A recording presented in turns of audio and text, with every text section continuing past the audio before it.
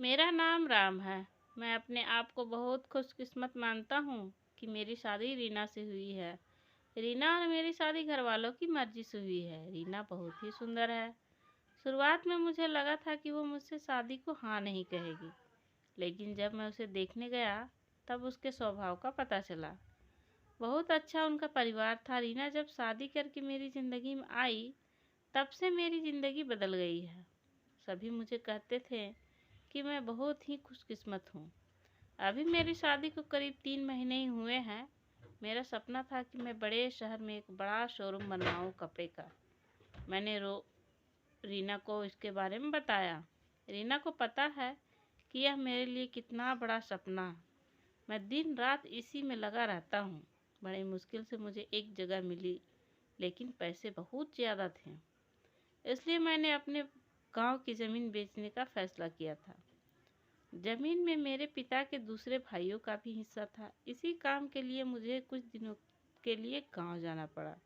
मैंने रीना को चलने को कहा क्योंकि पता नहीं कितना समय लग सकता है, लेकिन उसने कहा कि वो अपने मायके चली जाएगी। मैंने भी सोचा कि ठीक है। रीना अपने मायके चली गई। मैं अपने गांव चला गया। रीना से मैं फ़ोन पर बात किया करता था। ज़मीन के कागज़ और सारी बातों में समय लग रहा था। इस दौरान मेरी पत्नी से मेरी बात होती रहती थी। मैंने एक शाम उसे फ़ोन किया तो वो कुछ बदली बदली सी लगी। मैंने पूछा, क्या हुआ, तुम ठीक हो? वो बोली कि मुझे आपको कुछ बताना है। मैंने कहा कि बताओ, क्या बोलना चाहती हो? वो थोड़ी देर चुप रही और फिर बोली कि नहीं, अभी नहीं, मैं आपको मिल करके बताऊंगी। मैंने भी कहा कि ठीक है, लेकिन मुझे नहीं पता था कि मेरी ज़िंदगी में इतनी बड़ी बात होने वाली है। अगले दिन दोपहर में मैंने जब रीना को फ़ोन किया तो उसने फ़ोन नहीं उठाया।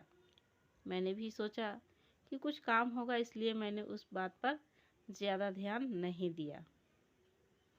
दिन भर के काम के बाद मैंने फिर शाम को रीना को फ़ोन किया, लेकिन इस बार उसका फ़ोन स्विच ऑफ आ रहा था। मैंने फिर सोचा कि शायद किसी काम से गई होगी और मोबाइल स्विच ऑफ हो गया होगा।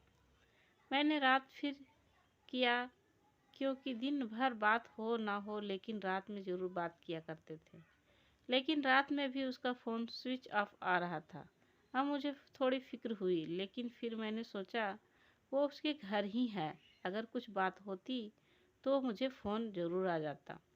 थोड़ा बहुत विचार करके मैं सो गया। मैंने सोचा कि उसके घर में किसी को फ़ोन करूं, लेकिन रात में उस समय फ़ोन करना मैंने उचित नहीं समझा, इसलिए मैं सो गया।